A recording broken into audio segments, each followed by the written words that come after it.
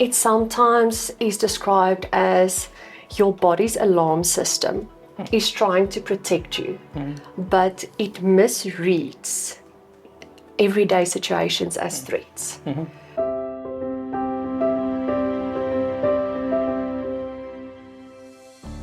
Today we're talking about a topic that touches many lives: anxiety and anxiety disorders.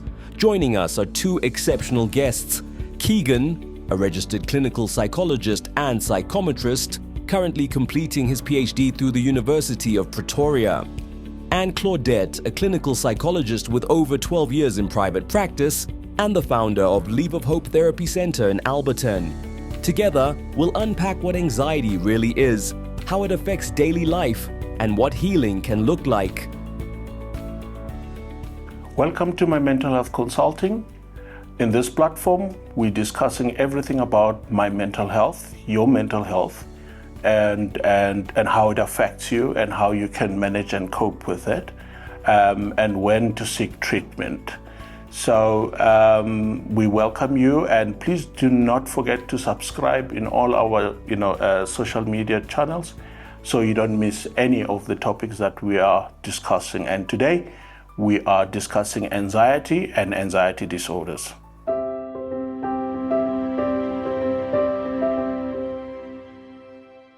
Thank you so much for having you today. It's good to have you all at my mental health consulting. So I would like us to discuss this very important topic. But before we dive into that, it's important that our subscribers, our clients know what is my mental health consulting, what it is that we do. We actually are an insurance brokerage firm, but we are here today not to discuss insurance products or financial products. We're here to discuss mental health, right? And why is mental health important? So there is a topic that we're going to discuss, and I'm glad that I've got two experts today that are going to, navigate us through this topic. And the topic is anxiety, right? We want to discuss anxiety and anxiety disorder. What's the difference between the two? But this is a mental, wellness month. This is a mental, issue. So help us know what is mental health and why is mental health important? Yes, thank you so much, Chris, and also just thank you for having us here and creating such a beautiful space where we can just have a conversation about something that we are really passionate about and that we work with every day. But yes, some people do struggle silently. So mental health, I think it's your overall well-being, your psychological state, emotional state, physical state, how you present, how you show up, how you communicate, how you deal with conflict management, how you deal with loss, how you deal with stress, triggers. And yes, definitely, I think even the way you think, even the way you feel, and even the way you behave, all of that can overlap and I think can be called mental health. 100%. I mean, it's us. We are mental health. Yeah. I mean, everyone, I think society has created a perception of the crazy. They are mental. That's where all of these things come from. But mental health exists in the absence of disorder. It's the way our whole inner world works. It's, like Claudette says, it's our emotions, it's how we think, it's how we engage with the world, it's how we pursue things that we want in our lives, how we build meaningful connections. And I think that as we all are very much familiar, we all have physical health. That means we all have mental health. Wow. That's all we are. It's the one thing that drives us and stops us. And so that just speaks to how important this conversation and the general conversation around mental health really is. Awesome. Thank you for your contributions. I really appreciate that. That gives us, a good picture of what, mental health is all about. I'd like to give you an opportunity, both of you, to tell us a little bit about, the journey of becoming a clinical psychologist. There's young people out there that would like to follow your steps, that are interested in clinical psychology. So just share with us, the journey of becoming a clinical psychologist, so that they will also know, the type of steps to take, to arrive where you are. Yeah, Chris, can I be honest? It's challenging. Sure. It's challenging. So I think the youth needs to know that if this is something they dream about and that they are passionate about, that they need to know it's a long journey, and the journey comes with a lot of sacrifices, a lot of self-development, a lot of self-introspection, reflection, and a lot of challenges. I definitely think that becoming a clinical psychologist was my lifelong dream. I knew it. But in the journey itself, you start to doubt because you get sometimes critique, you get the challenges along the way, you get ups and downs in this journey. You find yourself losing yourself just to find a part of yourself again. But yes, during this journey, I think it's just to complete your bachelor's degree and then go into your honors. And then there's selections to go onto your master's degree. That sometimes can be very draining, very emotional. Very competitive, incredibly competitive. I think, like Claudette is saying, it's you're sort of competing against a cohort of 400 people, and they only have 6 places to actually fill. So that's reality. That's the sad reality. Wow. Definitely. So what a privilege to be sitting here and to say we've made it, but it's not that easy for everybody. And then after your masters, it doesn't end there. You need to go for interviews, find your place where you then need to get selected for an internship. Then you're an intern for a year, and thereafter you go and do your community service for a year. And then only you can register at the BHF to be, if you want to be in private practice as an independent practitioner. So it's a long journey. So in terms of number of years, we're talking more or less. What is for us? 7, 8. My master's was 2 years. So I think it depends if you're going to have an M1 and an M2. Sure. But some universities only have an M1. 7, 8 years before you can practice and do what you really want to do. So there's commitment. Yeah, there's a lot of emotions during this journey. I know, incredibly. It comes with a lot of emotions. So, just out of interest, I'm a doctor, right? So when I have a headache, I pop a pill. A clinical psychologist, when you experience, that which is your speciality, what's your pill? What do you do? How do you do self-treat? Or do you go and consult, Keegan? Or, what do you do? Sure, such an important question to ask, because I think we as clinicians can sometimes so easily burn out and only take care of others and the people sitting in front of us or our colleagues, but then we easily forget to really just tune in with ourselves and just make sure that we check in with ourselves. So what do we do? I think you've mentioned it, because I think, Chris, like you're saying, being a doctor in the healthcare profession, we're supposed to be the professional, not the patient. Oh, yeah.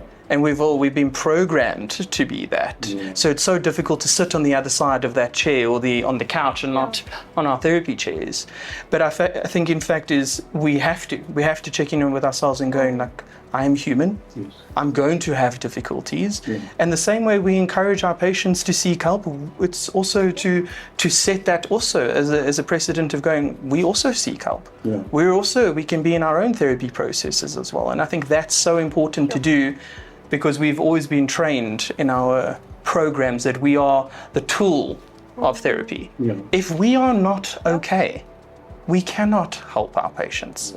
So we constantly have to keep checking in with ourselves. If it is to take leave, if it is what we've always been also ingrained in us is self-care, it's our own therapy processes, but we're human. And we need to recognize that. Exactly. Step off the treadmill and the conveyor belt that society has put us on, and to actually step back and say, I can take this break. And I'm allowed. I don't have to feel guilty about that. Beautifully said. Beautifully said. Beautifully said. I think it's so important. But I imagine it's easy to get carried over, looking after, your patients, and neglecting yourself. Yeah. You know, as Yeah. a healthcare professional, it happens a lot in our profession, and yeah. 100%. As the nature of our personality, we care for people. That's why we stepped into this profession. Yeah. And just to make sure that we also have boundaries in place to know when do we also just need to take a step back. Because we are people that would go the extra mile and put in extra time, extra reading, extra effort to make sure patients, colleagues, friends, family, we sometimes hold space for not just the patients. We sometimes hold space for even our family members because that's just, it comes naturally. And then to make sure I'm taking a step back. I'm feeling burned out, to acknowledge some of the signs and the symptoms even within ourselves. Sure. And not just educate our patients or family or friends about it, but to say, I'm acknowledging some of the symptoms, I'm taking a step back. Let's put in a boundary in place. 100%. Yeah. 100%. Wow. Thank you kindly for your contributions. 100%. We will now take an ad break and we will come back. Thank you very much. Perfect. In life and in business, peace of mind comes from knowing you're protected.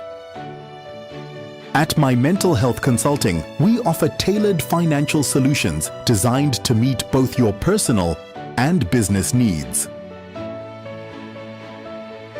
For businesses, we provide essential coverage, from business insurance and professional indemnity to cybersecurity and public liability protection. For individuals and families, we offer a full range of personal financial products, giving you the confidence to live fully and plan ahead. With expert advice, tailored plans, and a compassionate approach, we're here to secure your future every step of the way. Secure today. Empower tomorrow. Partner with My Mental Health Consulting.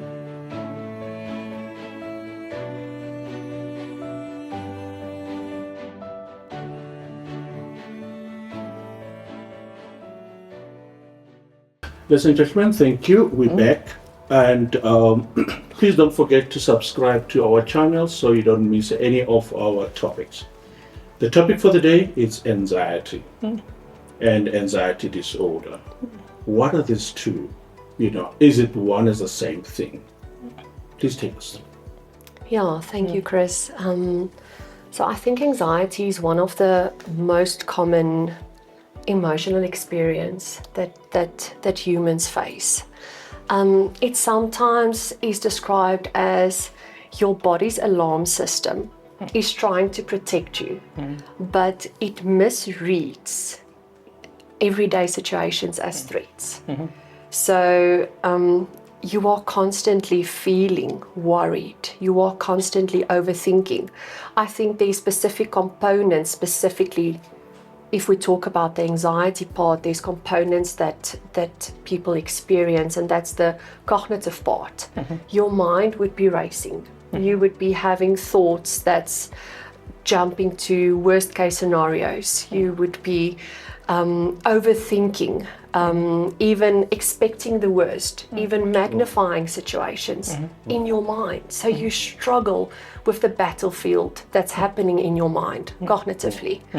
But also emotionally, I think there's challenges because you feel overwhelmed quite easily. There's an uneasiness, there's irritability, there's even fear.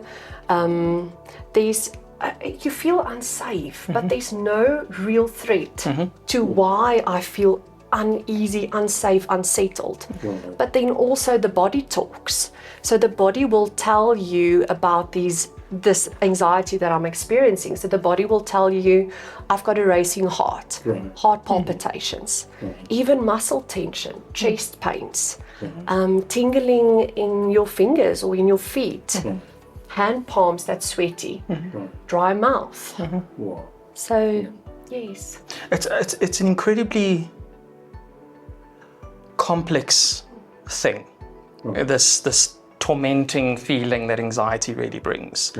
And I think to really put it to the audience in terms of what this is, Claudette had mentioned, it is the alarm system Right. of your body. Your nervous system is telling you something may be wrong. Right. Pay attention, Right. and it activates it. And I think the one thing is to also hold on to is that anxiety is adaptive. Anxiety, it's instinctual, it's survival. It helps us prepare, it helps us focus, it helps us act in certain moments. But it's when it starts becoming chronic, when it starts becoming intense, where it starts impacting what we do and how we engage in our lives, that's where we start having what you've now mentioned, the disordered part of anxiety. We all live with a sense of anxiety inside. I mean, if you think about it in like a spectrum, it's worry, this nervousness, anxiety, panic, and then it just sort of, Right. the gas, I'm going to say you put pedal to the metal and you go through the wall. That's anxiety. I think to put it through maybe a metaphor here is, if you think about your nervous system as like an alarm in a car. Normally, if something's approaching that car and there's a threat that's by the car, it goes off. Yeah. Anxiety is not that. Anxiety is your car is parked safely in your driveway, but the alarm is blaring. It is perceived threat, not actual threat, that activates and keeps that anxiety going. So you are experiencing the symptoms without the actual threat. 100%. Exactly. And so there's a misreading of the situation. 100%. Exactly.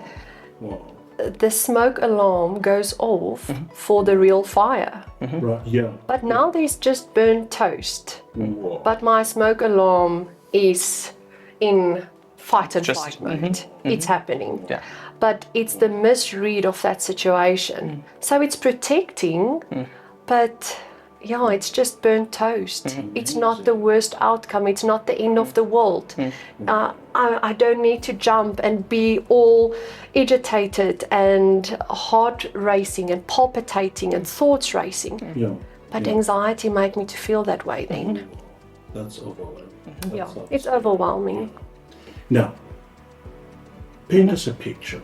How many people are living with anxiety? Let us have a clear picture. In South Africa, globally.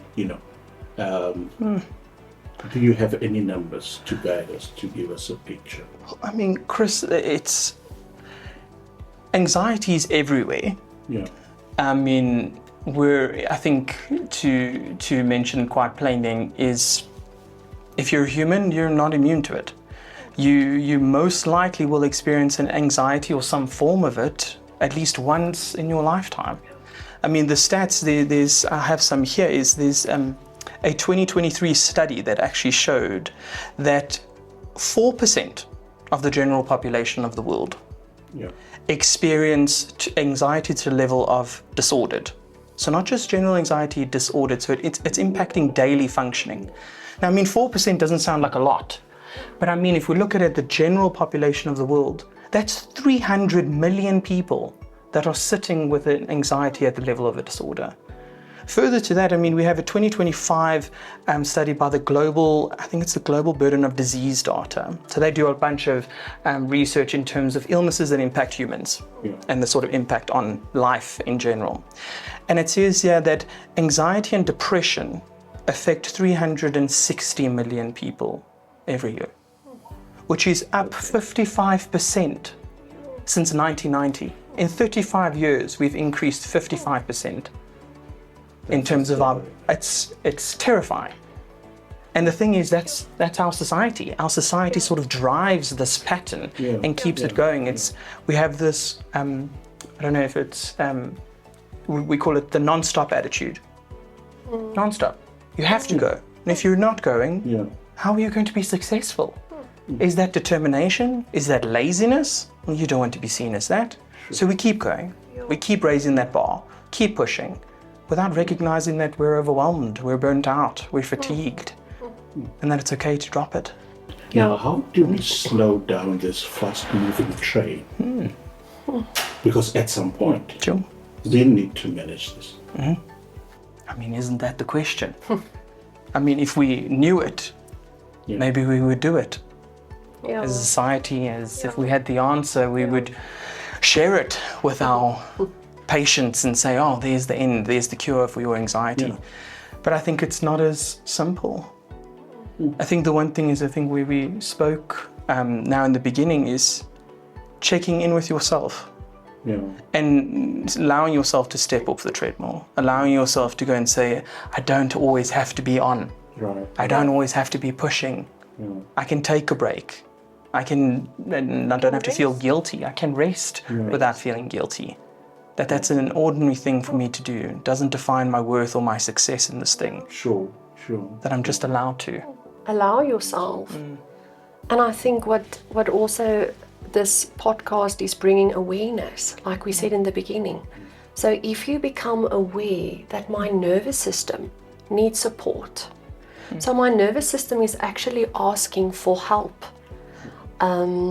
So then you know this is now me reaching out for support, whether it's just to connect to people to help to co-regulate, whether it's you yourself just reaching out for professional help, whether it's you allowing yourself to say, I'm just going to sit with this.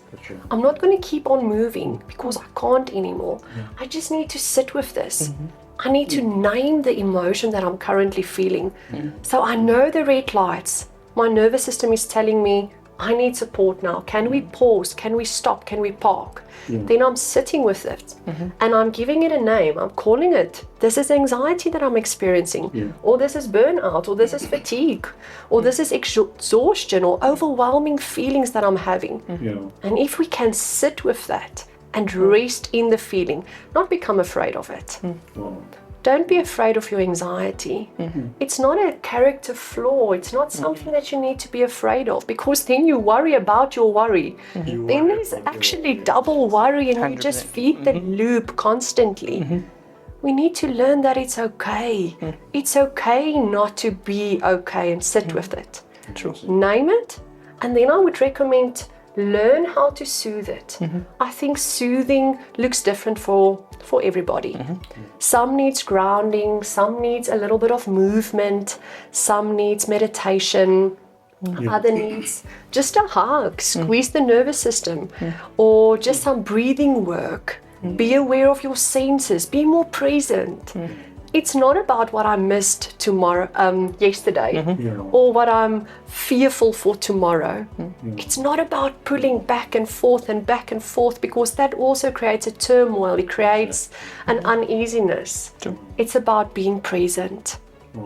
Thank you for your contributions. Now, how does one help a family member, a colleague who is experiencing anxiety and anxiety disorders? They themselves are probably not aware that they need help. True. How do we assist when you see someone going through that, and still be sensitive and supportive? How do we? I mean, Chris, are you speaking from the perspective of a family member for this? How do I support my family member going through this? Yeah. I think the first part is you are not your family member's therapist. And I think that needs to be named. You're not needing to provide them with psychotherapy and help them unpack this. That's not your role. Your role is as their family member. That is it. And to provide support, I think, is just being there. Being able to be there, being able to talk. I mean, we see it in so much research and literature, is talking about something, or creating the space for that to be spoken about how I'm actually feeling, actually releases the anxiety. We have, or I sometimes use this in my sessions with patients, is if you think about a Chinese finger trap. So it's a thing that sort of grips onto each end of the finger. If you try to pull away from it, what happens? It grips. It doesn't let you go. The same thing with anxiety. If you try to pull away from it, it hooks longer, harder, more intense. If you just come, and I think Claudette had mentioned it, it's if you come together with it, understand it and recognize, this is it. This is what I'm sitting with. This is scary. This is unpleasant, but I can survive it. I can speak about this. It loosens its grip. And that's what and I think going back to your question, is creating and having a space. Yes. Noticing, maybe, listen, I've noticed something, you're not seeing yourself, or something you seem to be very in your mind. You want to talk about it, and creating that space, I think, offers the best kind of support that families can. Yeah, don't shy away. Thank you. Don't shy away. We don't have to be afraid. We can come together, connect, Sure. and that creates awareness. It creates healing. It makes you feel heard, understood, seen. I'm not alone. Sure. I don't need to isolate any further. So for family members to step in and not step out and to be afraid that I don't know how to deal with this, you need help, you need this, I'm not going to get involved. No. Family, step in. This is what I'm seeing. Can I come with you? Can we go and see somebody together? This is what I'm concerned about. Can I just sit with you? Can we drink a cup of tea? Can we talk about it? Can we normalize it in a sense so that we don't feel so overwhelmed with this? And alone. And It's- alone. Sure. Yeah. Children. I'm particularly, worried about children when they experiencing anxiety, right? I would like to get, your inputs, Sure. on children when they are experiencing anxiety. What are the, what is the presentation, right, in children? Is it the same as for adults, as an example? Yeah. I think that's very important because they haven't learned the language yet. They are still learning the language. And for us to be aware that it presents differently, definitely. It's not going to present the same as within adults. So we're going to look at having complaints about somatic symptoms. Mommy, my stomach is hurting. Mommy, I'm struggling to breathe. Or mommy, I'm having chest pains. So the body is going to talk because the child will struggle to verbalize all of that. Even clinginess, maybe something like separation anxiety. Yeah. It can also present that the child will be more shied away, clingy, dependent, crying, meltdowns, emotional, some dysregulation in the nervous system that can show up even in classrooms, even in conversations with friends, even feeling overwhelmed by doing my homework. I'm overwhelmed, but I need to do this every day. It's a general thing that I need to do. But all of a sudden I'm overwhelmed and I can't, and I'm procrastinating against it, and it's just feeding this whole loop of the anxiety.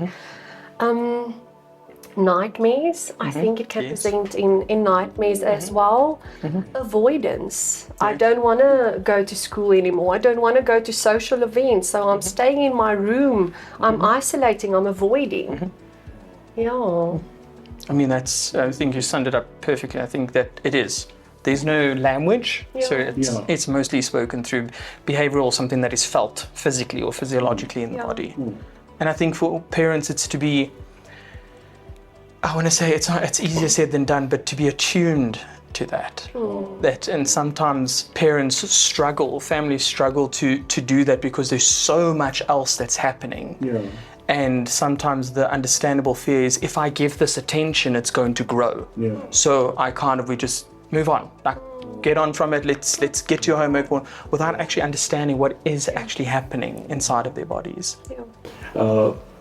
My understanding from what you are telling us, we need to, pay particular attention, especially for the children. Sure. Because it's easy to go and get them, whatever medications, and because we want to silence what, the body is manifesting through the body. And the problem is not necessarily that tummy or that, shortness of breath, it's anxiety now, manifesting with, physical presentation. So that's amazing. Thank you for sharing that information. Welcome. Thank you so much. All right, we will take an ad break and we'll be back soon. Thank you. Good. In life and in business, peace of mind comes from knowing you're protected. At My Mental Health Consulting, we offer tailored financial solutions designed to meet both your personal and business needs.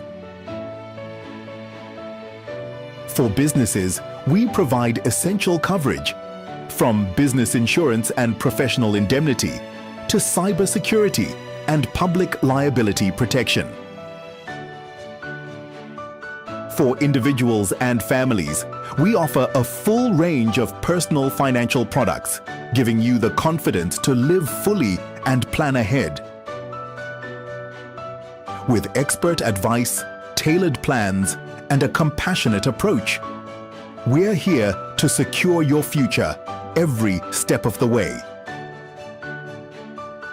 Secure today. Empower tomorrow. Partner with My Mental Health Consulting.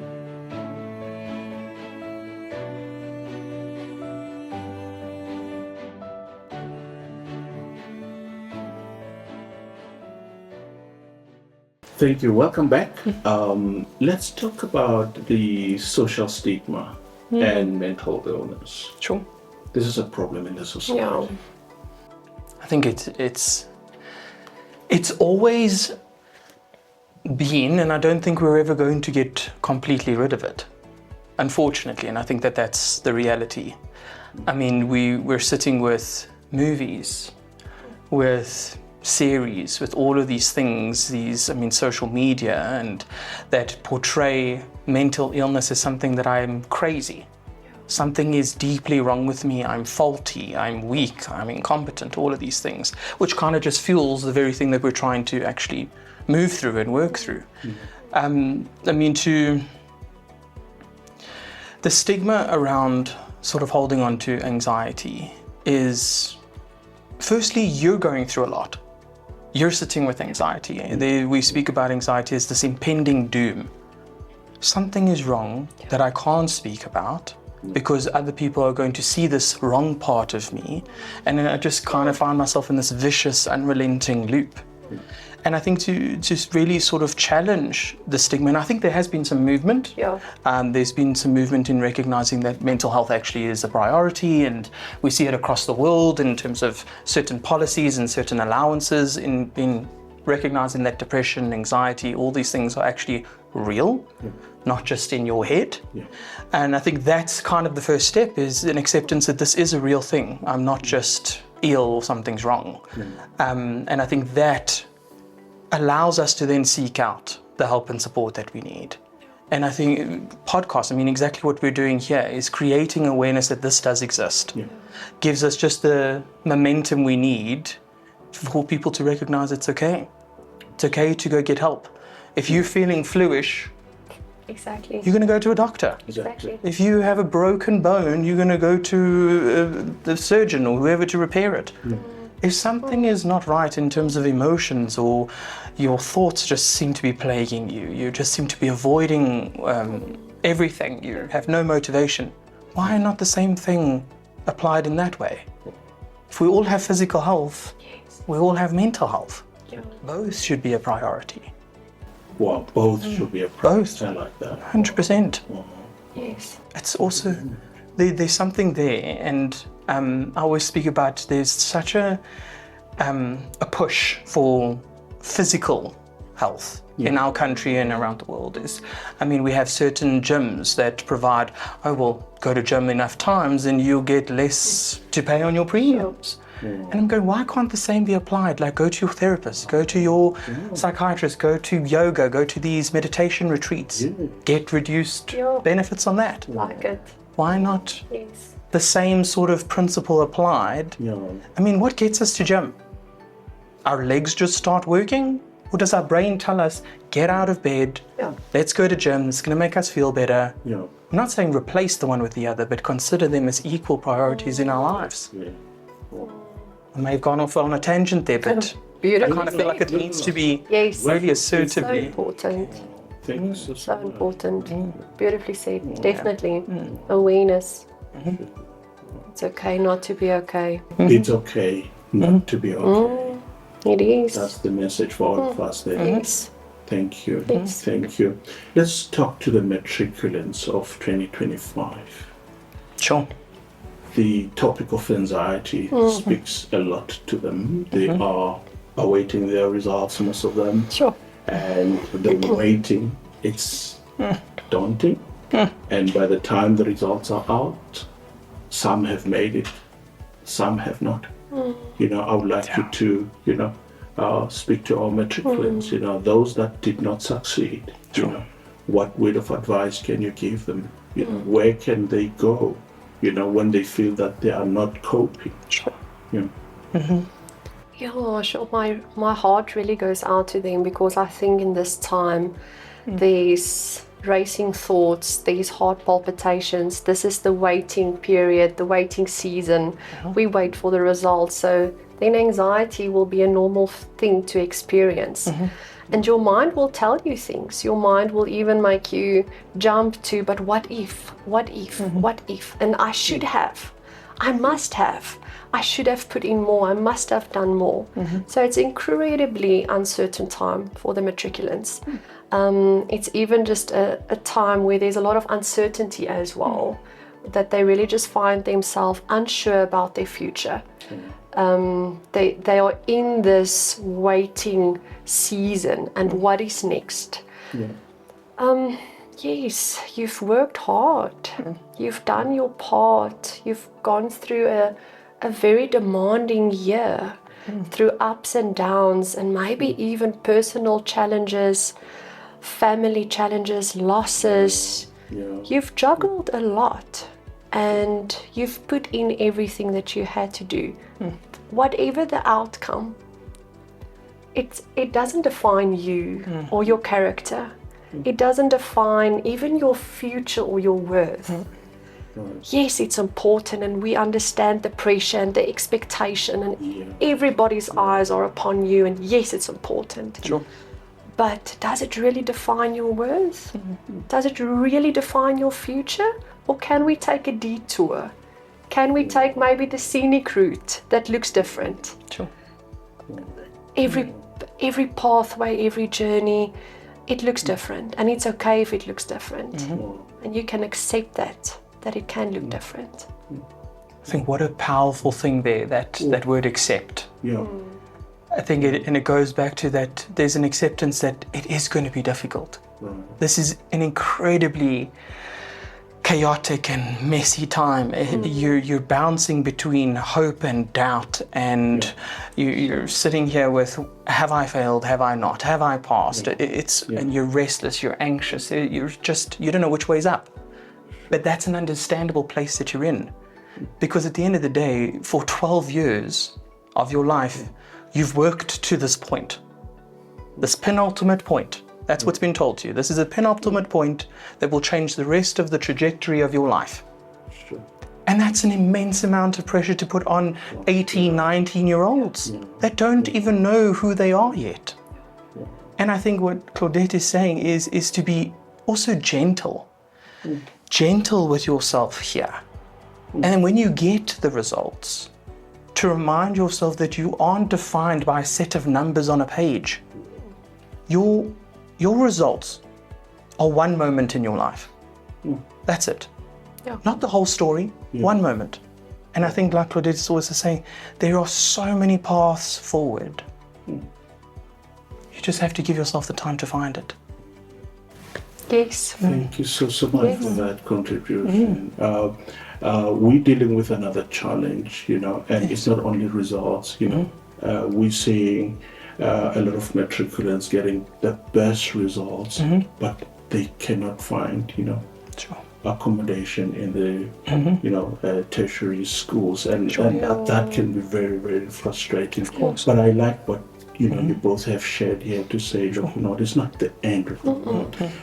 If it means that you take another route, do that. Don't be shy to do that. I really, really like that. Yes. Wow. Redirect. It's not the end. It can be the beginning of something beautiful. It looks different. It might look different than what your family is expected of you, or your friends, or social media, or your own thoughts were thinking. It looks different. But it's okay if you can take a reroute or redirect into something else, and then sit with that a little bit. Don't get overwhelmed with the unknown. It's going to be okay. Learn yourself to sit with the unknown and become secure in not knowing. In not knowing. Yeah, because we won't be able to know everything, because then our mind will just jump to conclusions or overthink certain scenarios or situations. The unknown is also okay. Yeah. If I am now, anxious, and I feel, I don't know, if I'm managing this, or now I know not managing this well. Where can I go? Is there a helpline? Is there, who else is out there to assist? And specifically now, I'm talking especially for the matriculants. You know what? Is there a place where they can go? Is there a phone call that they can call? Please help us. Yes, definitely.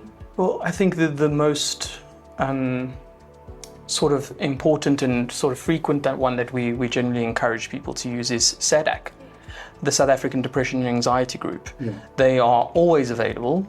So we will put the number up, but it's, you call the number, chat to someone on the other side, speak about what it is that's happening and what you're sort of going through. That talking helps, talking releases. So there's SADAG. There's also, if you want to go talk to someone in person, we know that therapy costs a lot of money and some people don't actually have medical aids, and I know various community clinics have their own psychologists there that you can make appointments with.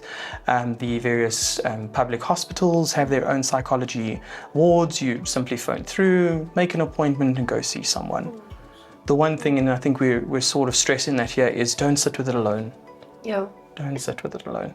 Definitely. There are people out there that are wanting to help, that can help. So there is help. Yeah, There is help. completely. There is help. Thank you very, very much. Sure. Yeah. So there it is, ladies and gentlemen, there is help. Go out and get help. You're not alone. Here are professionals that can assist you in many other organizations. So don't sit there and feel that you're by yourself. You create an island, and that's what creates complications. And when you feel stuck, Thank you so much, both of you. I really, really appreciate your insight, and this was amazing. And we're looking forward to, have your contributions again. So Thank you, Chris. Thank you Awesome. for having us. Thank What you. a privilege. Thank you. very much. Awesome. We're looking forward to have you again in our next topic. Stay tuned. Don't forget to subscribe to all our platforms so you don't miss a thing. Thank you. Bye-bye.